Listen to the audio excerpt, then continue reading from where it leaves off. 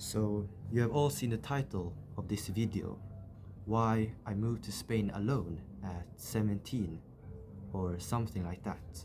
So, I want to tell you my story and what I have learned from this experience so far that you also can hopefully take away something from. So, let me start from the beginning. It's a cool August morning in Stockholm, Sweden. It's about 4 o'clock. So, 4 o'clock in the morning. So, it's still pretty dark outside, but it's very beautiful and the sun is starting to come up and it's like a bit pink in the sky. So, it's very nice. And I'm sitting in a car together with my mom and an Uber driver to the airport because my plane is going in a couple of hours to Spain, to Malaga airport. So they leave me there, or my mom goes in with me, and we check in, then security and everything like that. And soon I'm sitting on a plane to Malaga, and soon I arrive to this little paradise, a city called Fuengirola. That's where I'm staying.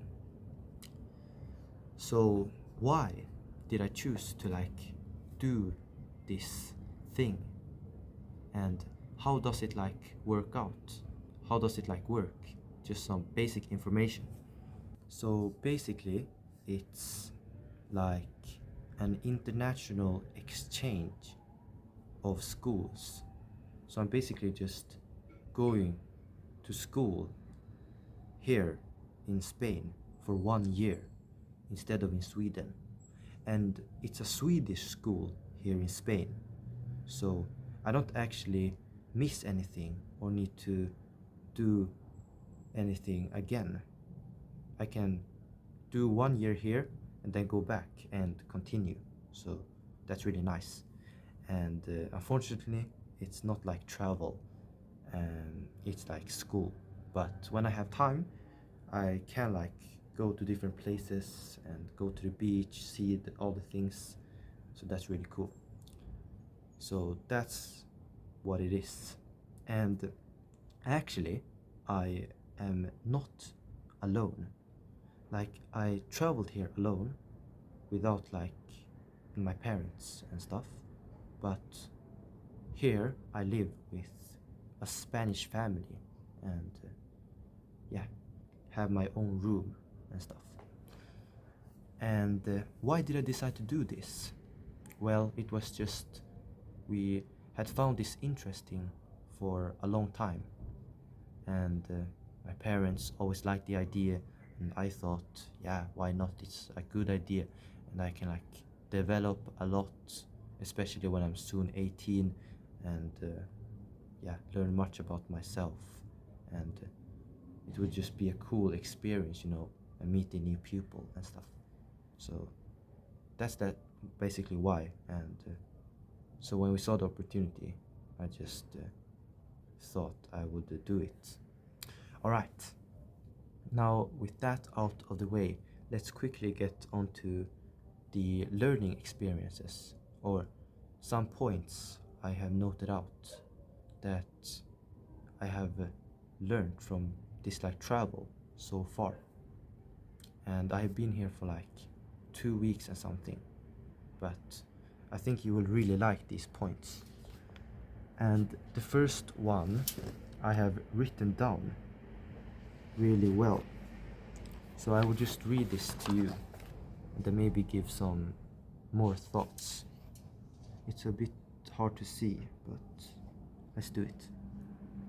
So number 1, can't fear uncertainty, bro. Especially when young. You only live once. Make the most of it. Choose the adventure. when we're young, we can afford to make mistakes so much more. Experiment, try different things, even if you don't know what you are doing. Nobody has life figured out, and that's okay. Do things anyway. So, this first point, as you heard, is about uncertainty. And yeah, you just heard it. But I think it's so true. Because life is always going to be uncertain to some extent. And the ones who get better at dealing with uncertainty get rewarded more.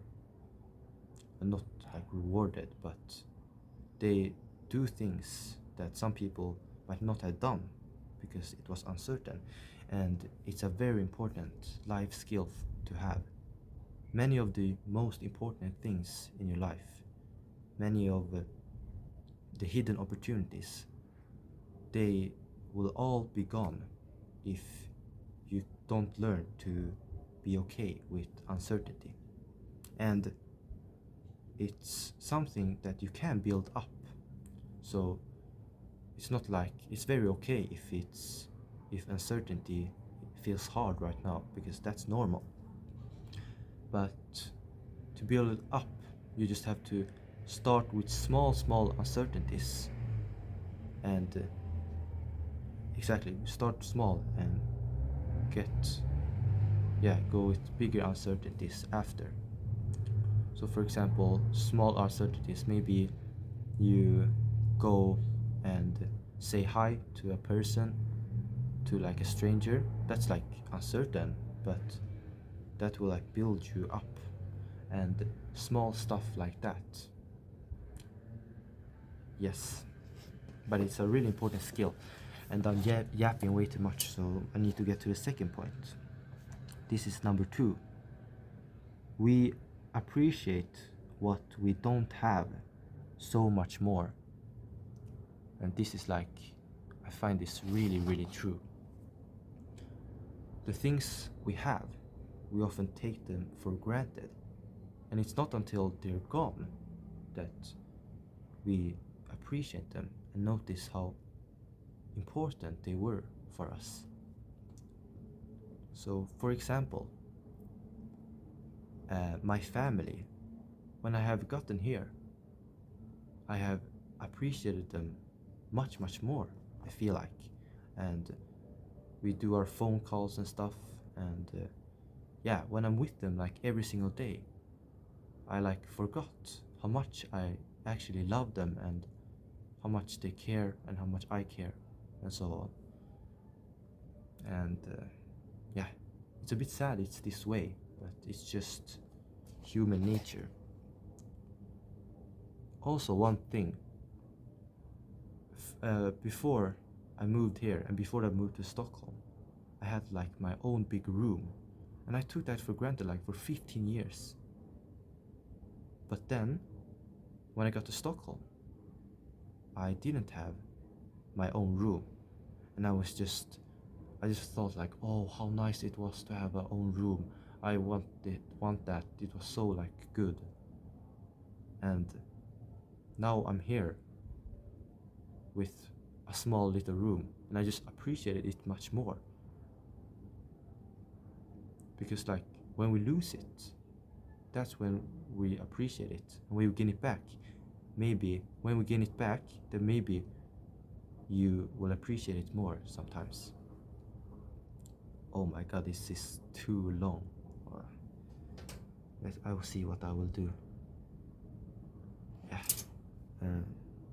But a practical takeaway you can take from this is that today, think to yourself, what in your life do you have right now that maybe I'm taking for granted? And go and enjoy that thing. So maybe just your family, enjoy the dinner a little bit more, or enjoy like seeing them that time. Yeah. Or like maybe the nature around you, or your video games, or whatever. Like, just for today, just pick one thing and do that. Because, yeah, we often don't notice or appreciate the things until we lose them.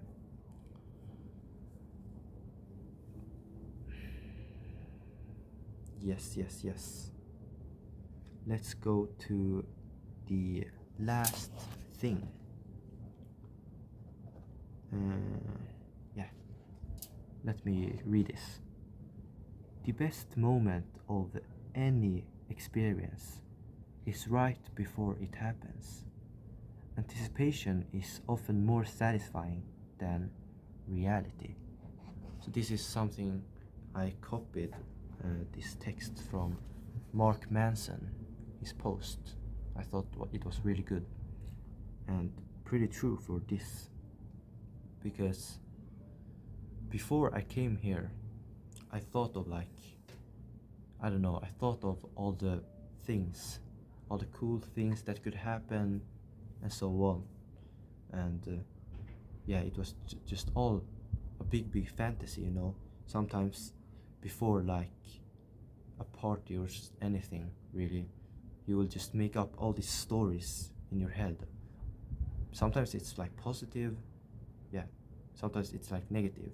But here I'm talking if something you think is going to be positive, you just have all these stories. Oh, this is going to be nice, this is going to be nice. And I'm not denying that it has actually been really nice here, really nice. But often the what we come up in our mind, it doesn't happen like in reality. Yeah, our mind just makes up all this stuff that never really happens, you know. And that's maybe the takeaway from this, is that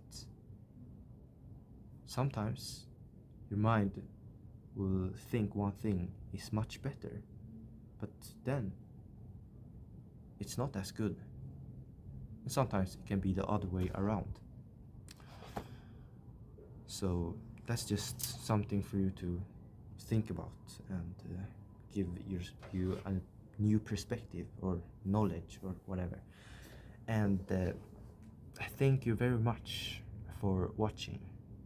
And this is like very long. I think my longest video. I'll see if what I will cut out stuff, but I'm really happy I filmed this at least and got my points across. So I wish you a great day, and take care.